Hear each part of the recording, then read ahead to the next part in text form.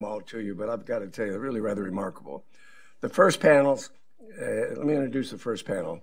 Dr. Scott Lillibridge is Director of the Center for Global Health and Innovation at Texas A&M, former Special Assistant for National Security and Emergency Management at HHS. And what I also think is rather interesting is that he worked with Dr. George on her dissertation. I did. And we have promised Dr. Asha George that we weren't going to ask any questions with regard to that project or your presence, but we'll talk to you privately about that. We still need one final signature.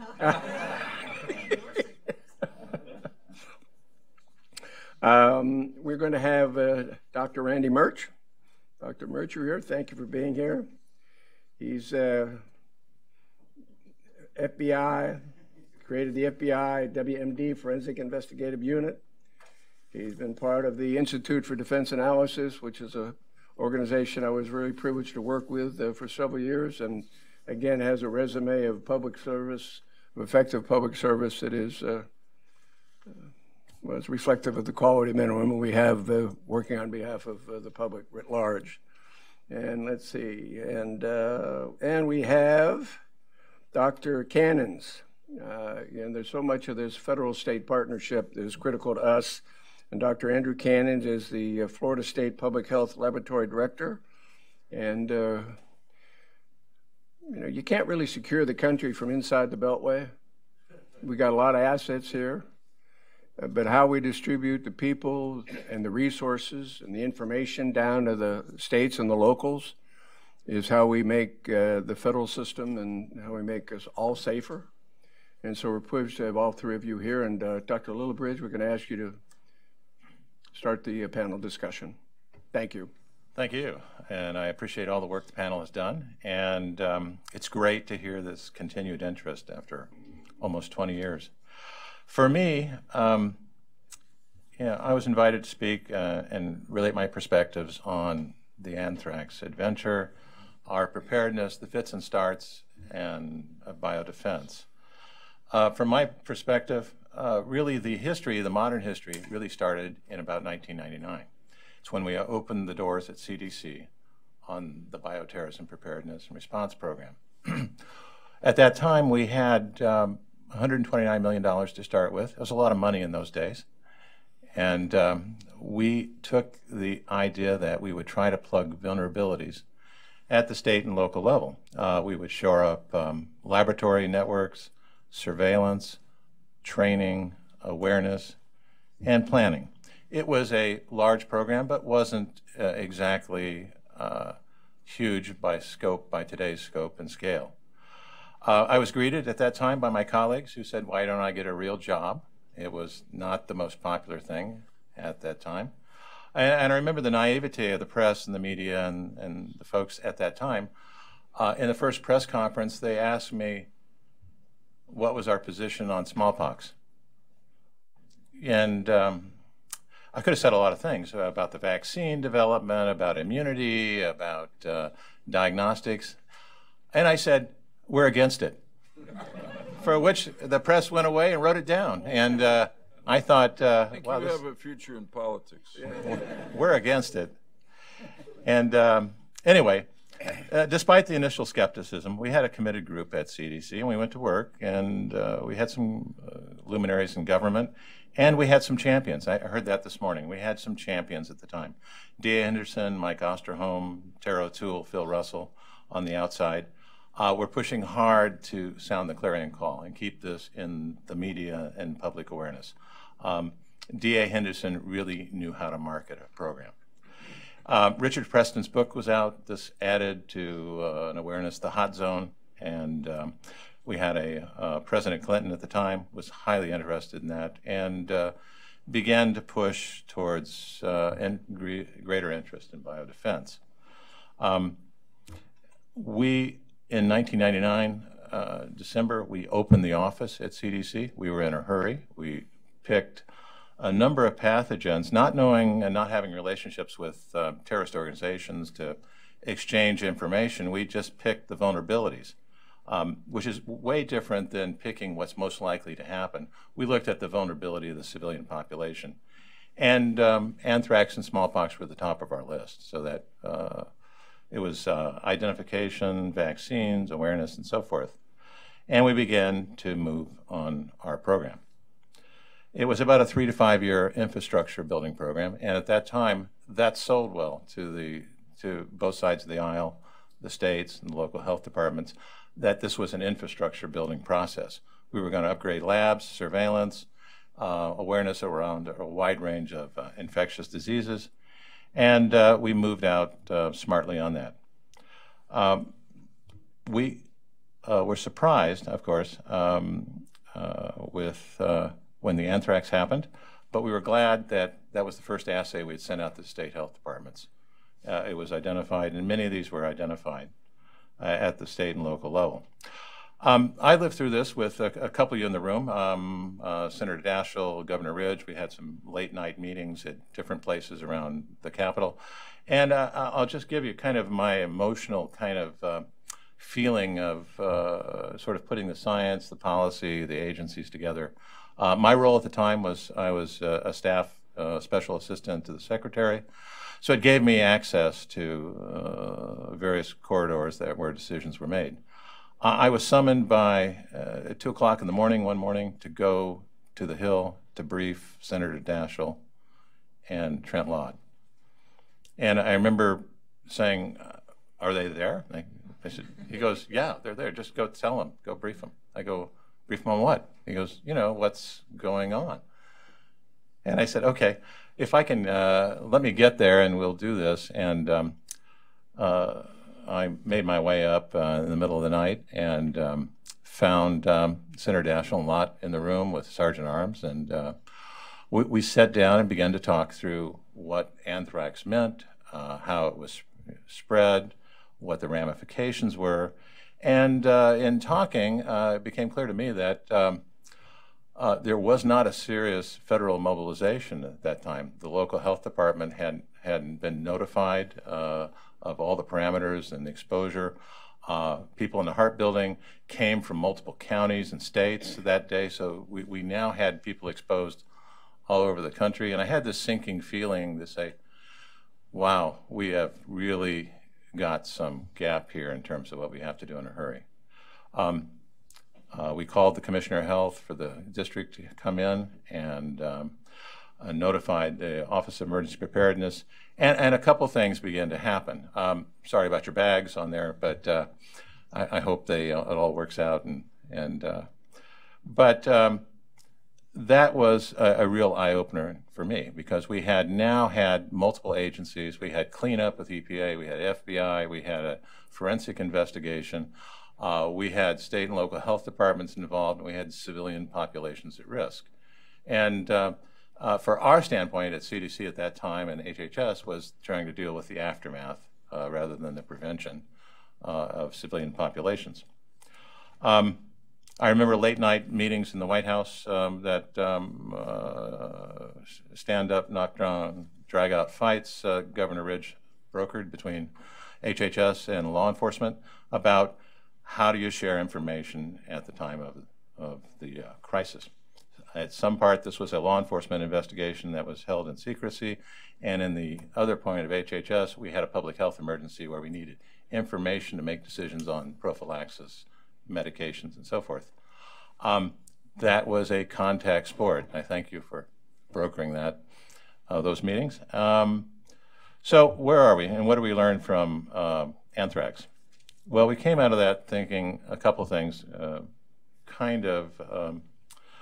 still remain with me, and that is communications is key, and that we were constantly eclipsed by a news cycle that exceeded our ability scientifically or managerially to keep up with the emergency response. For example, I called it the CNN surveillance system. A patient goes to hospital, doctors have a press conference, White House calls HHS, what's going on?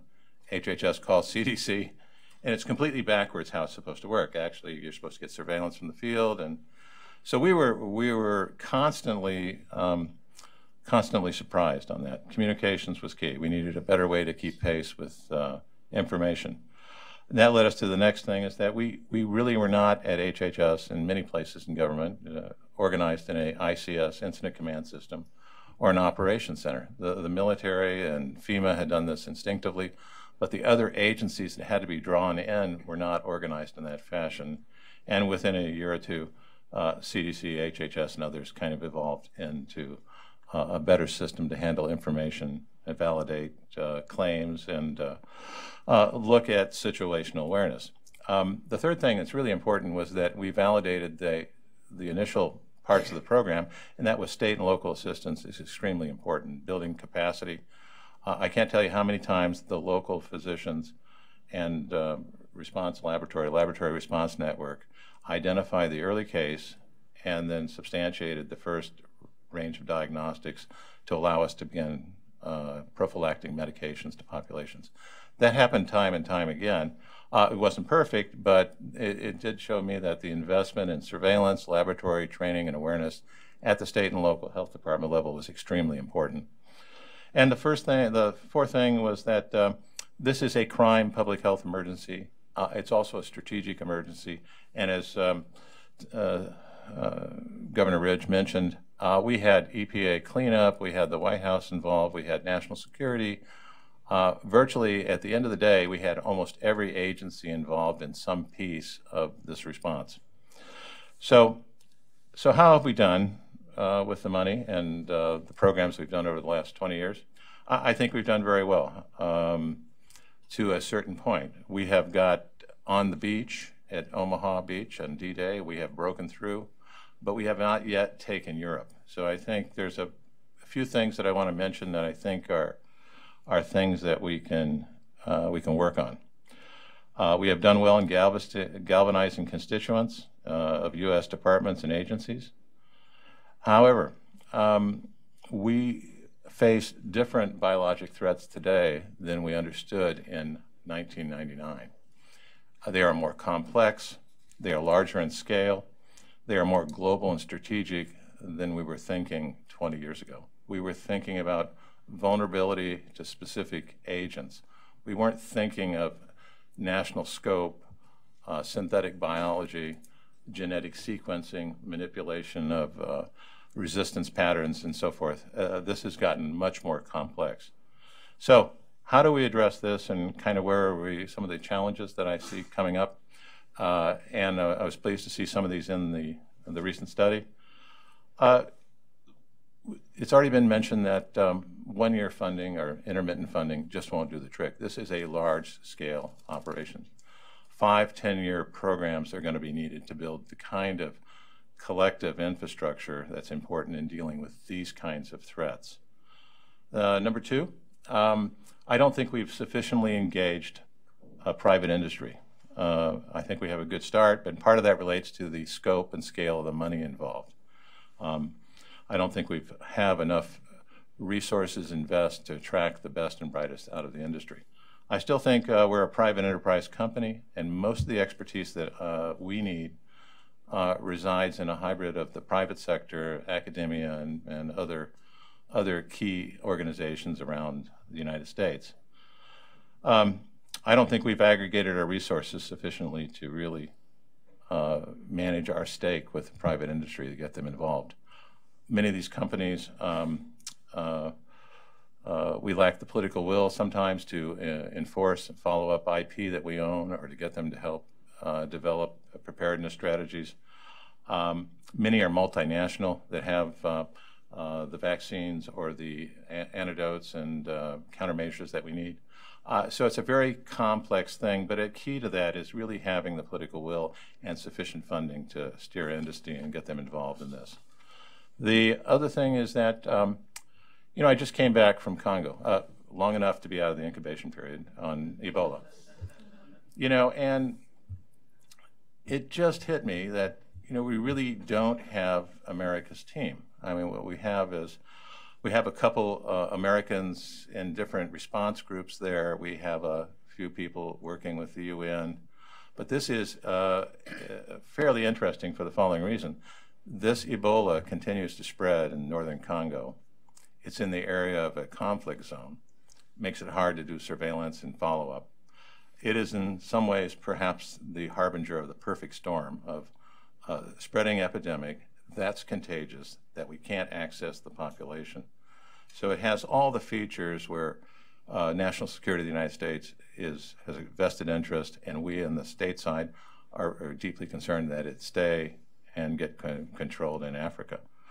So, and what I mean by this is that, you know, I see we're doing a great job with different agencies and departments building activities, research agendas, and different teams. But what we don't have is sort of a coordinated thing. We mentioned that before.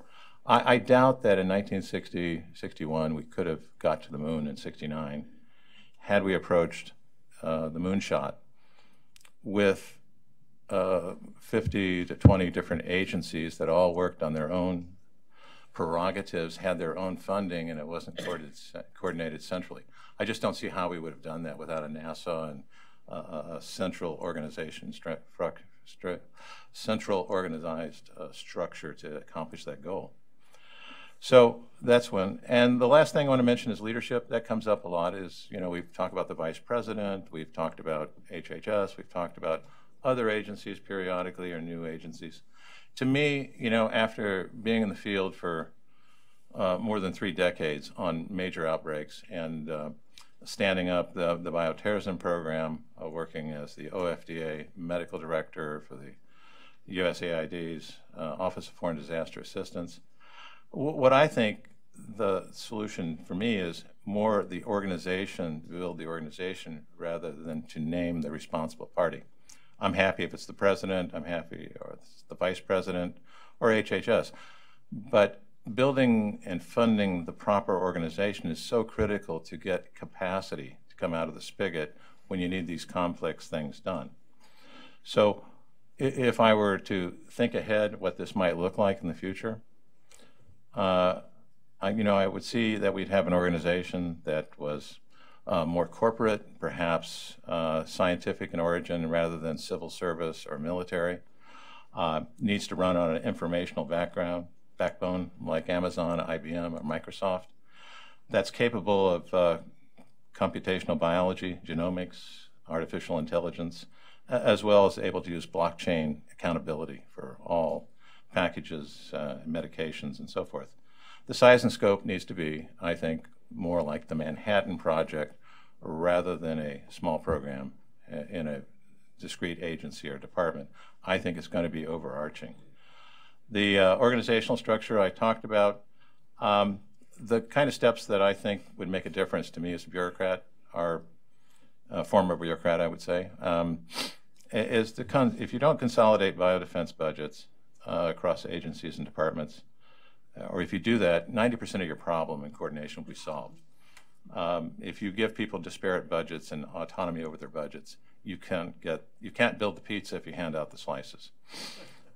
While continuing to what works domestically, I think we have to understand that most of the threats that we face are global in nature. They're emerging diseases in faraway places. They are nation-state actors, and we have this new phenomena of manipulation and synthetic biology that can pop up virtually anywhere.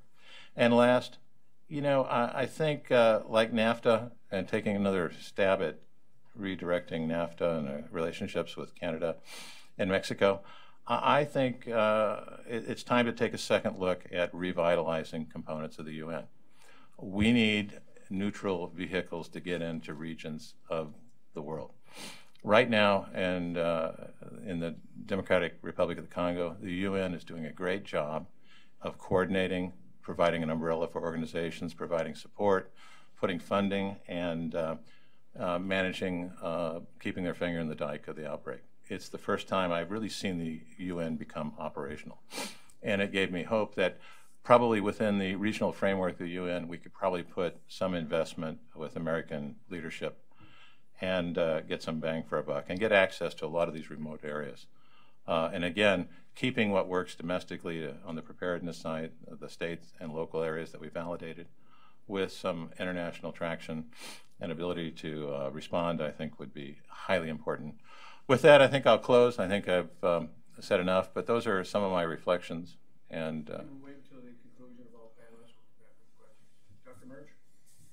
Gentlemen, thank you for having me again. It's good to see you. I'm sorry to disappoint that I'm not Doug Anders. I'm here as the grandfather emeritus of the Forensic and Attribution Program of the U.S. and really the world.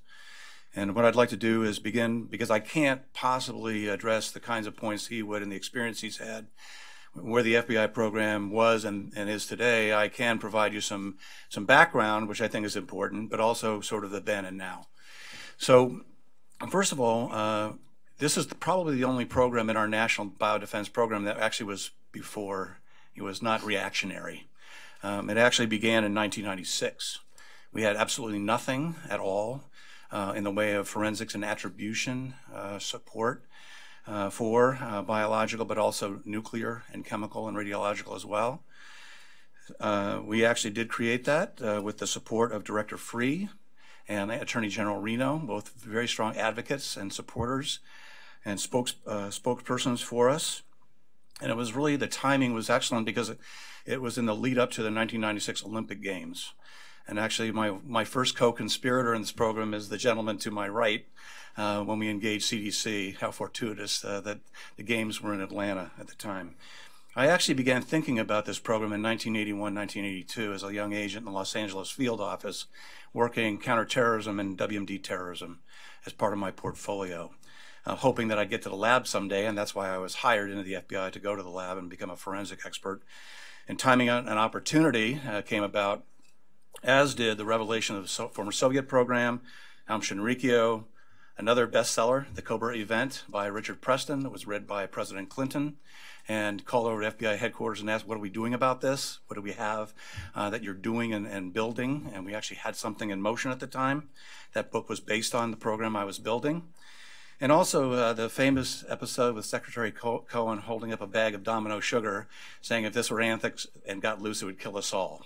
So those are some of the prompts that really helped us jumpstart the program, along with a special event in Atlanta. The initial design of the program was intended to integrate forensic science with a range of scientific disciplines, which are primarily biomedical and more of the traditional sciences, microbiology, virology, epidemiology, and so forth. We also had to be cognizant of and sensitive to the legal requirements, admissibility of novel evidence into the court, of course, through Daubert, which Mr. Weinstein is well acquainted with. We realized back in the late 80s, I did understand that we had some capability in the Department of Energy National Labs, primarily Livermore and Los Alamos. We knew some of the principal scientists there that have since retired and moved on. We understood that there were other capabilities in the U.S. government that we could leverage, including the Department of Defense and some in academia. We knew that we had to, chart a course for increasingly more informative science, and we had to ensure proper forensic validation, which is not what the national labs, the Department of Defense, and academia understands. We actually did early on, in about the 1997 budget year, around in there, attempted to pursue a facility that would be dedicated to this kind of program. That was prohibited by the Marine Corps, who are our hosts at the Quantico Marine Corps base. They didn't want the nasty stuff on their territory, so we were disallowed. However, a former Deputy Assistant Secretary of Defense by the name of Sal Bosco, he was in the ChemBio program, stepped up. He found me, offered support for the Olympic Games, as well as providing access to USAMRIID and the Bethesda Naval Medical Center, and one of their programs there. And so what we have today, that was the background where the roots began. Now we have, from the Hazardous Materials Response Unit created in '96 to the Strategic Response Unit that we have today, is the leading program in the world for forensics and attribution support. Okay. So now let me move into some of the points that were captured in some of the questions that you had that I saw ahead of time, and try to get you from before 1001 through 1001 to now as best as I can relate to you. First of all, we started with the existing presumptive field testing. That's been since discarded. We usually move all the samples. The FBI moves the samples to the laboratory for Presumptive, confirmatory, and deep characterization. That's evolved very quickly through the years with various generations of science and technology and understanding the problem sets they have to deal with. We still leverage clinical methods, especially those in the laboratory response network. I'll get back to that because that was actually a Jerry Parker and Randy Murch idea that CDC and AEPHL took up and ran with. Asha George was heavily involved in that, as was Scott Lillibridge. Where we were years ago, 17 years ago with 1001 and the kinds of assays has progressed to whole genome sequencing with very sophisticated bioinformatics. It's not a one-size-fits-all solution, but it's very much more advanced and informative than it was in the day. Now, the FBI and its cohorts in the federal government are pursuing proteomics as an adjunct to genomics to see if we get deeper characterization toward more precise attribution, source attribution. What's it called? Sorry, Doctor.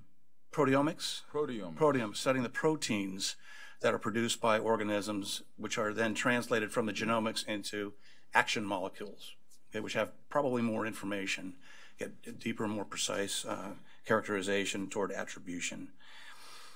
There probably is a need for better integration of biosurveillance, so we understand natural, deliberate, or accidental, better, cheaper, faster, right? Which we're not quite there yet. Scott and I used to wrangle about that from the very beginning. We knew that was a critical component, understanding that as close to time zero as possible. We're better, but we're not quite there yet. And integrating with a forensic investigation. Another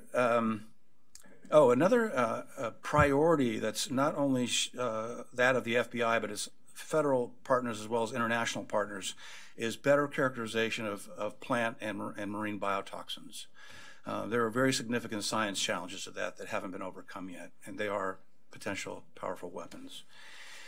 Something we didn't have before, and I'm not quite sure Doug Andrews could be a better discussant for this, is our ability to exploit traditional physical evidence that is contaminated with a bioweapon or chemical hazard. We have that capability today that we didn't have in the past. What is attribution forensically that's validated right now? Fingerprint, human DNA, and so forth is accepted by the courts. But now we have that kind of capability that we didn't have before. And lastly, we built, for this aspect of it, is providing the scientific basis to establish legitimacy. Publication, presentations that are accepted by the scientific community that actually go in as, we'll call it ammunition or support in court that judges decide based on, what does the scientific community know, what does it believe, what does it value, what does it declare legitimate and accepted. We have even publications that I produced with colleagues of mine back in '05 are still being cited today, 13 years later in the scientific literature, believe it or not. Okay. And then actually, important contribution by the national academies, for example, this document, which was the assessment of the science used by the FBI in the Anthrax mailing cases, which is out there, which gives you some sense of what an elite body of scientists looked at, what they understood, what they reported on, and sort of where we were then to where we are today. And actually, one of my colleagues that I worked with in those days, I was the instigator for this. It was actually Dr. Hassel from now at the Department of Defense, who was the head of the FBI laboratory at the time, and one of his colleagues were the ones that championed this with the national academies. So now, let me move on to another dimension of sort of then to now. I mentioned earlier that we knew that we would have to leverage national partnerships. CDC and the Department of Defense and the Department of Energy were among the first. So Centers of Disease Control was an important one and still is to this day. I'm told that by my FBI colleagues.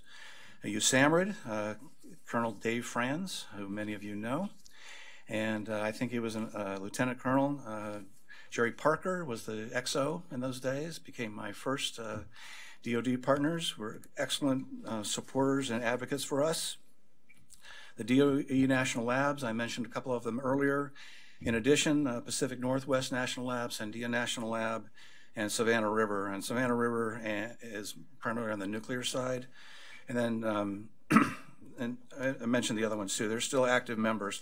We did have a community group of academics, national lab, and government, which no longer exists, but was very important in the early days of standing up the capability. Scott mentioned the Laboratory Response Network.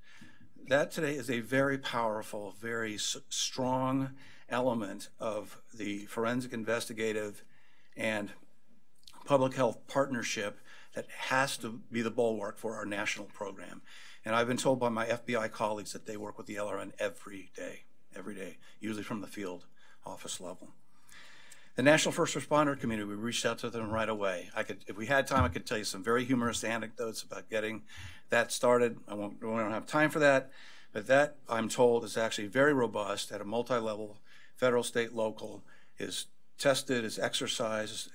It's also supported by the Joint Terrorism Task Forces, the Weapons of Mass Destruction coordinators in the field, and the hazardous materials response teams in the field offices. And unlike then, in 1996, we're operating on the basis of the WMD statutes. We have numerous policies, strategies and policies to support this, from HSPD 10 onward to this day, including the most recent emanation from the White House, the EOP. One thing that we do need to continue to support and advance is use of existing assets.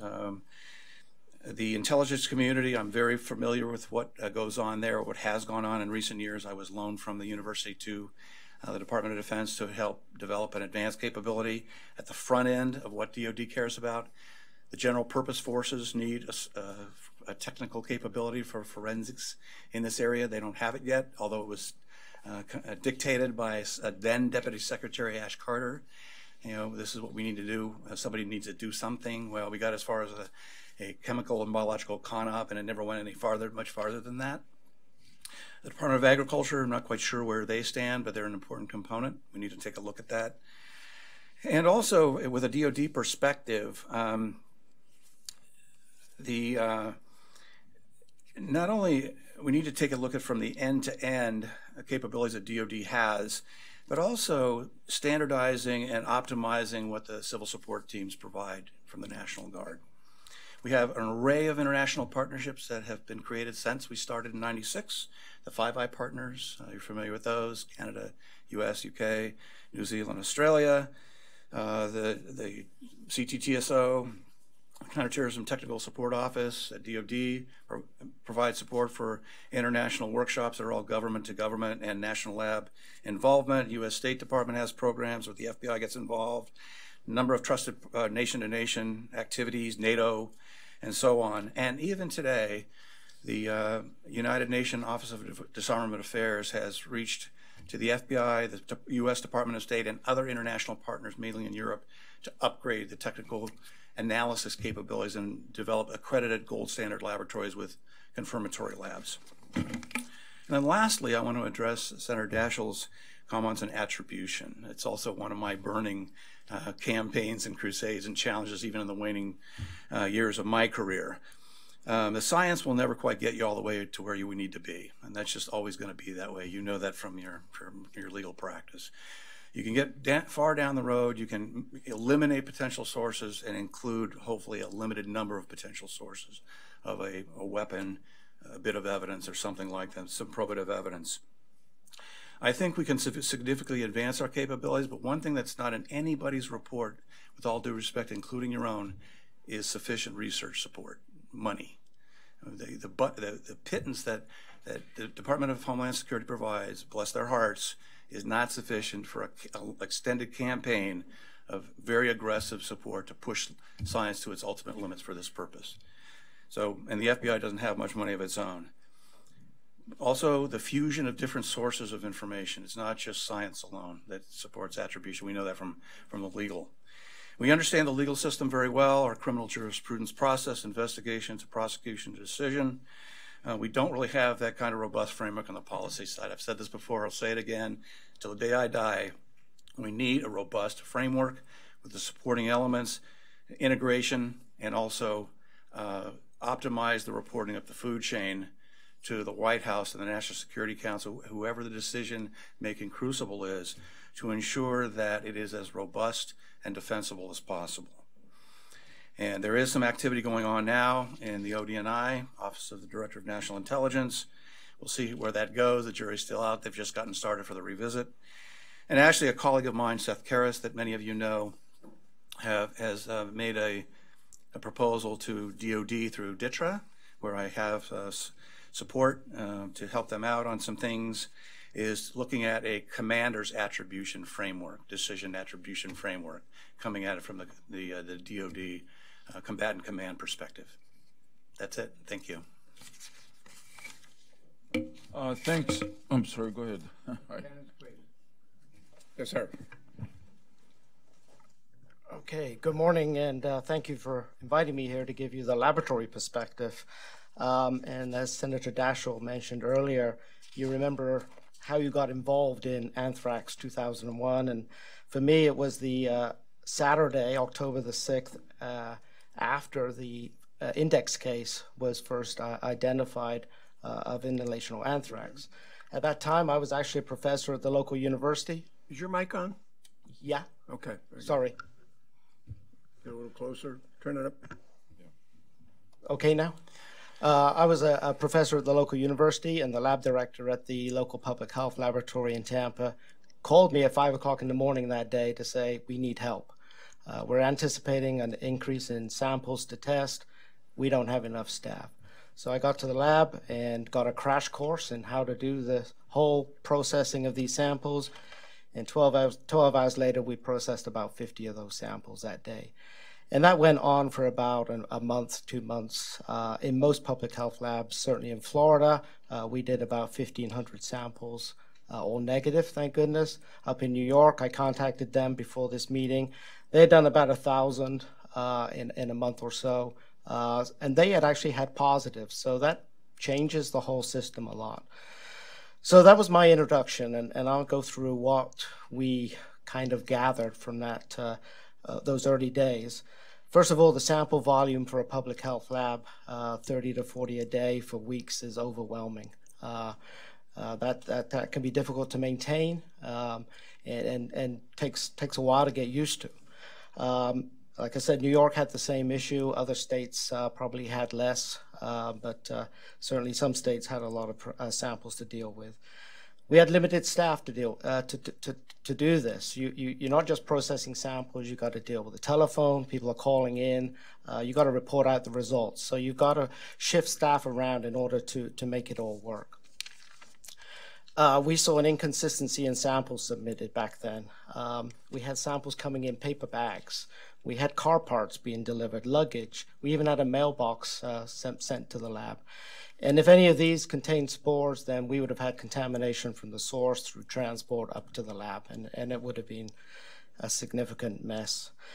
We didn't have standardized protocols back then. In fact, a lot of public health labs, the Tampa one for sure, we were working only with culture. We'd culture the samples, leave them overnight, came back the next day to see what had grown up on the plates. There were a few states like New York trying to bring on PCR and rapid testing. Safety was not great back then. Most public health labs, Tampa one for sure, we did not have biosafety level capability and containment. So we're working under the biosafety cabinet and making use of PPE, our protective equipment. And then reporting out. We didn't have electronic reporting back then. Everything was faxed or called out to the submitter. And that takes time and people. And our communications were not great. We got samples being delivered to the lab. We had no idea they were arriving. They just turned up at the door. I remember we had one cell phone and one pager back then, and that was it. So communications not great back then. When I asked some of my colleagues around the nation before this meeting what they thought about 2001 and what they understood about it, there was an overwhelming sense of isolation for the public health labs. We were dealing with this on our own sort of thing. And that's not to say we didn't know there were other people out there doing things. It's just things seemed to be isolated. The network was not really in place. We had minimal training of our responders at that time in the hospital labs. There'd been little interaction. And so, you know, even though in Florida there had been some training at the hospital lab down in Boca, so that very smart physician, did diagnose the possibility of anthrax very quickly. That really was an isolated case. And the LRN, as was mentioned by my colleague here, was just getting going basically in 2001. So that's how we saw it back then, and what have we done to try to improve, and how have we improved? Well, at the state public health labs, as the reference labs in the LRN, we've gone major steps, I think, to improve and make sure things are better at this moment. The LRN did push out standardized protocols to the reference labs. We all now have rapid testing in place. It's molecular testing. It doesn't rely on that slow culture testing. The funding we received allowed our labs to buy equipment and to maintain that equipment. You can't just buy equipment and let it sit. You have to maintain it, you have to run it, you have to operate it. A lot of public health labs receive funding in order to build or renovate biosafety level 3 labs in the public health labs, and we did that in Tampa. We have a very nice public BSL 3 lab there now. Public health labs got dedicated biothreat or biodefense coordinators in their labs now. So they have staff whose job it is to test these powder samples, and that's all they really do. And they're ready and waiting. They're on 24/7 call. We implemented electronic reporting back to CDC. So that has been put in place. Every time we get a result, it goes back to CDC and is there in real time. And we certainly improved our training. We reached out to the hospital labs and gave them training on how to recognize and refer potential biothreat agents that they might see in clinical specimens. And we reached out to the responders on how to do sample threat assessment in the field, and how to collect those samples, and how to deliver them to the labs, and how to tell us ahead of time samples are on their way. And that's made a significant difference. We don't get paper bags with samples anymore. We don't get mailboxes anymore. In Florida, we get samples in a 1-gallon paint can, and that's how they're delivered. And we train search staff in the laboratory. We have staff ready to go, demobilized, so they can help out if we ever have an increase in samples again. We've definitely improved communications. We've reached out. We've done a lot of relationship building and networking, and that's done with training. It's done through exercises, done with meetings. We reach out to each other. That fear of isolation has gone away. We're not isolated. We're now flexible. I can give you some examples of where this is all shown to be good. They're not bioterrorism events. They're actually national outbreaks, but nature's a very good bioterrorist. We certainly don't know when nature's going to put something on us. So 2009, we had H1N1 come around. The labs were way more prepared than they would have been back in 2001. We had a big increase in samples, but we moved search staff into place. We had electronic reporting, and the public health labs helped each other out. In 2016, certainly in Florida, we saw Zika hit the state. We were doing about 200 tests a week in Tampa. That's a lot more than we would normally be doing. Again, search staff were deployed. We moved everybody around. It actually got to the point where it was too much, and we reached out to CDC, and they helped us. And again, the fear of not being isolated had gone away. And other examples, Ebola, the public health labs were there, ready to test samples.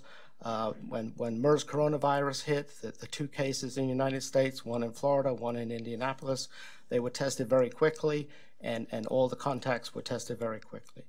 And I'll give you a story from Minnesota, which actually is an anthrax story. I think this was about 2010, 2011. They actually had a case of inhalational anthrax drive through the state. It was picked up by the clinical labs very quickly, referred to the public health labs, and they were on top of it and got all the partners involved very quickly to show it was not a bioterrorism event, it was a natural case. So the response, I think, is working a lot better now. We do usually have limited staff. Staff are usually our limiting step when we have an outbreak. But we have the equipment usually in place. We are prepared for what might be around the corner. As I think was mentioned earlier, the powder samples have not gone away. Just last week, Tampa tested 4 powder samples that came through. The process is seamless. Everyone calls up. The samples are delivered, testing is completed in about 4 to 6 hours, reported out, and it's all very much better in place. So we are, I think, in a better place. We had significant funding over the last few, since 2001, that has sort of gone down to sustainment. It supports about 80% of the lab preparedness activities across the nation. But we can respond to those outbreaks, not just the powders. We do have competent staff. They're very well trained. They know what they're doing. We have well-maintained equipment in the labs, and we certainly have better communications and data reporting out to partners like CDC. We're now engagement and partnerships with the FBI, law enforcement, the responders, the civil support teams, clinical labs, and definitely our other public health labs and CDC. So I think I'll finish there and say I think we are in a much better place than we were 17 years ago. Thank you. I'll go to my colleagues first. Senator Daschle, you care to ask, make some questions? I've got a couple of weeks till the end. Joe, you're next. Thank you. I'll be respectful of our time. I know we have a limited amount of time. Dr. Lillibridge, first of all, just thank you for your service and for the commitment that you've made to these many, many challenges we face, continue to face, but your commitment and leadership is deeply appreciated. Could you just elaborate a little bit more on the protocol that exists today with regard to a situation similar to what we experienced in 2001? Could you maybe elaborate as to just what would be the protocol for a situation were it to occur again? All right, it's been a long time since I've been in government, so I can tell you the steps conceptually you have to go through. How they're wired right now between agencies, that's probably more topical than my experience, immediate experience. The first thing is really, what is it? When somebody has a threat of a disease and then presents as a patient or a sample, is to identify what it is. That creates a cascade largely based on clinical observation and supported by laboratory technology. The tools in the toolkit now allow us to look at rapid diagnostics based on DNA, RNA, to look at other attributes, to use sophisticated technology to quickly look at strain and isolate those. Once that happens, it goes into a system where you have alerting into a state or a federal kind of cascade to respond, depending on the circumstances, whether it's deliberate or accidental, or you don't know. A lot of these, as Dr. Merchant mentioned, we don't know at first, and that's a really uncomfortable position to be in. The way response organizations, including CDC, FEMA, and DHS, and others is that at that level things begin to move forward if it's a significant national threat. Stockpile, emergency operations centers are activated, key staff are identified that are subject matter experts, state health departments and laboratories are brought online to update either protocols or get situational awareness. And then briefings go up the political and functional ladders of department agencies and departments. Anybody else who wants to elaborate should do so. But Dr. Murchie, I see you're going to respond to this, but since you're going to be talking, could you just elaborate, in addition to answering or further elaborating on Dr. Lillibridge's remarks? You mentioned the need for the need for money is really one of your vital concerns as you look at research and the way we could address these challenges going forward. Could you drill down a little bit more with regard to what we would do with that money? What would be your priorities? Sure. But I'd love to get your comments first on the. Let me sort of attach myself to Dr. Lillibridge's comments really quickly. Is I do know from recent conversation with my FBI colleagues that ones that are currently on active duty and working the problem set, is that there actually is, unlike in the past, a very rigorous protocol for an assessment of a potential event. And this is used with a amalgam of the various components at FBI headquarters and other agencies. And there's a very rigorous stepwise process they go through to say yay or nay, is it a concern or not? And that's done in a network fashion within and between agencies. So that didn't exist in the past. With respect to the money, and I'm not a big believer in just throwing money at a problem. I didn't grow up that way, and never really lived that way in the Bureau, being held accountable for every dollar we ever got, even for new programs. However, I think that there have been a number of activities, including international meetings. One that comes to mind, I actually helped get going with the National Academies, was held in Zagreb, Croatia, in the fall of 2013, which resulted in a National Academy report that laid out what an international roadmap for research and development should look like. I do know, because I'm called back in to help the federal government and international partners think through the priorities for research and development they have. They have those in mind. They have very specific things they're looking to do. And they include such things, as I mentioned, having better exploitation of biotoxins. They present very difficult problem sets. They can identify it often, but they can't go very far in the attribution, source attribution. Another one is complex samples.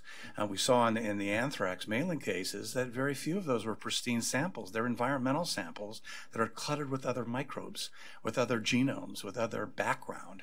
How do you sort that out? For example, it's one thing if you have a lot of something you're interested in against a background of minimal components, where you think that's the one you're looking for, versus a single copy of a genome in a sea of noise. And what is the significance of that? And that's what we struggle with in these kinds of cases. So in some cases, the samples may be irrelevant. What happens, for example, if that threat agent is in background anyway? Will it be there? So how do you make sense of that? So being able to look at cluttered samples, environmental samples, metagenomics, which is the very difficult, complex genomic samples, as well as better, perhaps, integration of biosurveillance and forensic data would be another one, perhaps. I'm a dreamer and sometimes, and I'd like to see what could machine learning or AI do for us that we haven't explored yet. There's a recent report that came out. I haven't had a chance to read it, but someone is looking at how one might attribute samples to a laboratory using AI and machine learning. It just came out. I haven't had a chance to read it, but I'll happy to share it with Dr. George, and you can then have a look at it and see what people are beginning to explore. So those are some of the examples, and I think there are probably some basic things that are we'll call it not, very difficult from off the shelf that we haven't got a chance to look at. The other thing is the unknown unknown. One last shot at this, since you gave it to me, is the unknown unknown, so that we can reduce surprise. Synthetic biology and what that generated of threats, how do we tackle that from a forensic perspective?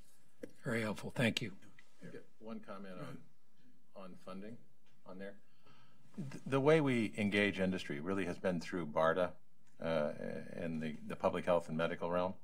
It is really critically important that have substantial funding and longer-term funding if you're going to bend industry towards strategic goals. Well said. Thank you. Thanks, Tom. Thanks to the three of you. Excellent panel.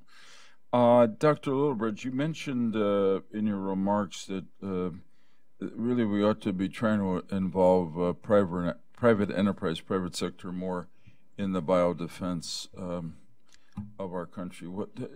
Just spell that out a little more detail. It may be something we want to focus on in the months ahead. If you look at the way technology is organized in the United States, the biopharma, the biotechnology, the innovation is largely in the private sector. Right. We need to harness that for our goals of biopreparedness. The way we do that is longer-term programs, financial. We have interlocking directorates where we have some shared equities between industry and the public. We call those public-private partnerships.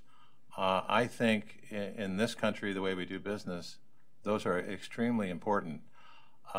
My concern in the past is if we build sort of parallel capacities in lots of agencies, we won't have the scale and depth to approach and bend industry into cooperating with us. So are you thinking mostly of creating greater incentives to the private sector for countermeasures, or is it beyond that? I mean, you know, I think do we have anything to learn from them on infrastructure, the reform or improvement of our biodefense infrastructure? You know, I think we do. And what I used to think naively 20 years ago was that more funding to buy more things from industry.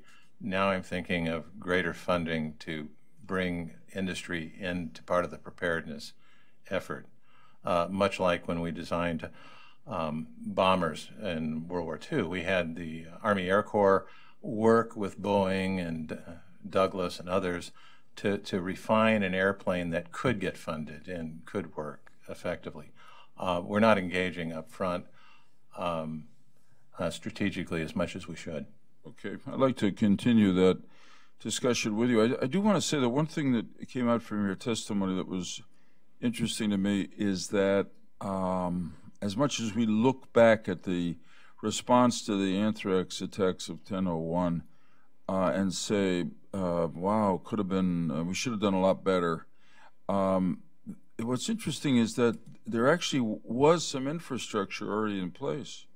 That you had begun something at CDC, you've been the FBI, in some sense your labs were ready to respond to the attack. So I don't, we only have less than 10 minutes, but what motivated those early actions? You mentioned that President Clinton read a book and called and asked what you were doing about it, but there must have been more than that. You know, if you go back at that time, there was a group of luminaries, and I mentioned these champions, probably D.A. Henderson at the head of the list, but certainly others. There were several people in Congress, including yourselves, who had an interest in this area. The president, the public, and the entertainment industry had brought this to great awareness of the public. We had a lot of through movies and books TV and shows, Hudson, Cobra, and so forth. There was a lot of awareness at the time, and you know, we benefited at that time to begin what was a nascent program with, by today's standards, relatively low amounts of money and resources, to begin the process of beginning to implement a laboratory response network. Randy and his group and our group at CDC at the time had developed a way to work together at the local level and regional level. We hadn't done that at the national level yet necessarily, but I think those were all the implementation factors at that time. Okay. We had something to build on from that. Thanks. Thanks, Randy. I want to follow up on the. I know this is about sort of today's events, but the National Bioforensic Analysis Center. So my understanding is there was this memorandum of agreement. I think Senator Daschle mentioned it this morning between HHS and FBI. FBI is now managing it, or DHS and FBI. FBI is now managing it. Do you have a sense of how that's going? Sort of, you know, whether that transition has gone smoothly or not, and then do you have any recommendations for maybe how to sort of help advance the mission going forward? We talked, I think Senator Daschle mentioned maybe specific authorization, appropriations, legislatively, et cetera. So I'm sort of the innocent bystander sitting up in the stands on this one, but I do have had a number of conversations with newsflash updates from my FBI colleagues. So I knew at one time there was a discussion that the FBI was going to take over management of all of it, all of NBFAC, and apparently that's been reduced back to the part that matters most to them, and that's NBFAC. And watching the evolution of NBFAC over the years, which I've been pretty close to, and I do speak with Jim Burns, for example, on a regular basis. I see him at conferences and so on. I think it's gone very well, to be honest with you. I've been very encouraged not simply by the evolution of the technical capability, but the coordination, and also the understanding that the FBI is the primary customer. It is the director of activity. There are other federal agencies that use it, but very sparingly because of need. In my view, and this is also coming from Doug Anders, who I did email with over the weekend, is that we do think that there's a couple of enterprises that could take better advantage of it, and that would also infuse resources. One is the intelligence community, and two is the Department of Defense. The Department of Defense needs a global forward projected capability. It does have some of that. It doesn't have all of it, but it also would need a confirmatory laboratory. Why not use NBFAC? It is the so-called gold standard national lab. And I think that I do know with very good certitude that what the IC has been using it for, I think there's more to be done there. And we'll just leave it at that for the time being. I think that also, largely because of funding resources, as I understand it, I think there's probably value to get back to more of a research support network. There was one created in the early days with companies and universities that shrunk to some of the national labs that support NBFAC, and they can do some work there for R&D and transition, but not as much. Probably revisiting that, for example. And I really think there's a natural trajectory that could be envisioned, provided other federal assets, federal departments and agencies, enterprises would take more advantage, and we'd be in better shape than we are. My colleagues, ex officio members, have a question? I had one quick question for Dr. Lillibridge. Thank you for all of you for your presentations. Dr. Lillibridge, you mentioned the potential of blockchain to help in preparation for bioterror attacks. I'm a big fan of blockchain. I've written about its potential, but I'd love to hear a little more elaboration of how it could work in this area. Yeah, well, thanks. Thanks for your work and interest. As I think about the future, the next big response that I'm in or get involved with or you get involved with, this is going to be information intensive. We heard from Randy and others about lab, sequencing data, surveillance data, information, logistics, moving, stockpile, and so forth. And we have got what we have is a huge informatics activity. It's large scale. It's beyond what we could do on paper back in 2001. It requires a major informatics backbone. And I mentioned Amazon, IBM, and Microsoft. We've worked with all three. They all have their pluses and minuses. But as you begin moving logistics, people, and responding to populations, there's a lot of things in motions. And we have to have signatures, attribution, and a situational awareness of all these pieces. A blockchain is a tool that would be used to supplement how we manage an information-intensive emergency. We're using it in biodefense on our ag biodefense tracking of livestock. We use it to manage lab samples, and we're going to use it to get signatures on sequencing. Anything else? Dr. Cannons, I don't mean to put you on the spot to speak for the entire public health community, but indulge me, if you will. Part of it probably has to do with my perspective, privilege to serve both in Washington in a couple capacities, but as governor. But I don't think we'll ever be as strong as a country if we think we can get everything done in Washington. It is a federal system. So I'm going to ask you a question. From your perspective in Florida, maybe you can speak just for yourself, in terms of setting protocols among the 50 states consistent with what maybe the federal government would accept as a norm, so we don't have this duplication of labs. FBI is doing something, you're doing something, CDC's doing something. Everybody's got to be testing the same thing. So in terms of standardizing protocols, communicating information, and even supporting with funding, how do you view the situation today? Forget about 9/11. That time period in 9/11, everybody says everything's much better. I'm just trying to figure out how much better, because from my perspective, 9/11 couldn't have been much worse, because you had multiple pieces of infrastructure But even then, they had a tough time with protocols and communication. So, but particularly from the federal down to the state level, information, protocol, and even funding. Would you care to comment in those three areas? I told you I'd put you on a spot. If you, yeah, maybe just from a Florida perspective, then you don't have to speak for the whole industry.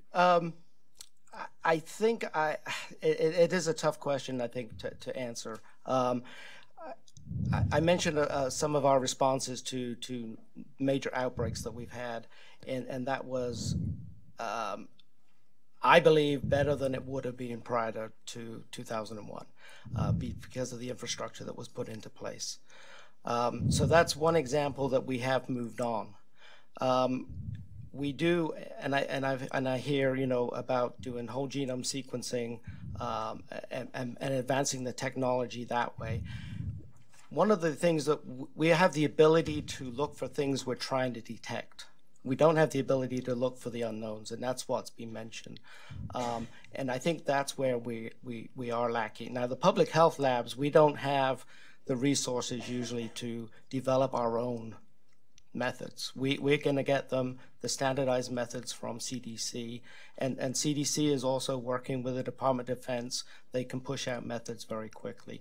But we do need to be proactive and not reactive with some of these methods. And from my perspective, whether it's Florida or another state, I think we do rely heavily on what we get given to test our protocols, our methodology. So we're going to develop that. We're going to work with what we're given very quickly, but we are relying on that information to come down to us and those protocols. But I think the examples we've seen, how we've responded is so much better. But yes, we've got to move to the next level, and I don't know what that takes for the public health lab, other than very competent staff, equipment, and the ability to respond. I appreciate my colleagues care to. Sir. Yeah.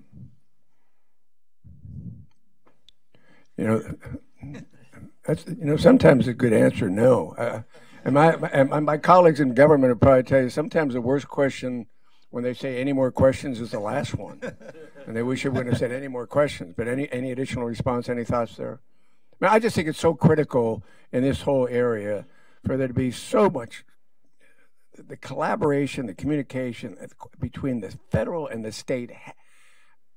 Thank God we had individuals back on 9/11 that responded. I mean, you showed up at 2 o'clock in the morning. I mean, I understand that, but it's got to be an ongoing. It almost has to be institutionalized as to how the feds deal with the state public health community. And I'm not sure it is. That's what the question I was asking. You know, I had two observations that helped deal with federal, state, and disparate third parties on there. And one was the laboratory is a common language for us, and that made it easy to go forward with the laboratory response network. You heard Randy talk about the FBI working with the state and working with foreign entities. It's an easy way to collaborate. I'm looking for wins like that in biodefense, and information technology was another one. Common surveillance is another language. So I'm thinking these are all extremely important, and I certainly agree with my colleagues. Well, on behalf of the panel, I want to thank you for your testimony. It's reassuring to know that we made some progress since that anthrax crisis, and frankly, probably one of the reasons we have is so many of you were involved back then. You still have your eye on the prize, eye on the target. So we thank all of you for. Folks, here's what we're going to do. We're going to take a little break now. I'm going to let you get a little lunch. And then we have a video prepared for you where you're consuming lunch, a little intellectual food for thought. And then we're going to be back here at about 20 to 1. We've got a very special speaker at 20 to 1. We're running a few minutes late. I'm accountable. We'll try to get you back on schedule. And to our panel, thank you again very much. Thank you. You know, so where the heck are you now these days anyway? You know, you're in Texas, right? I'm Texas A&M. Right? Oh, okay.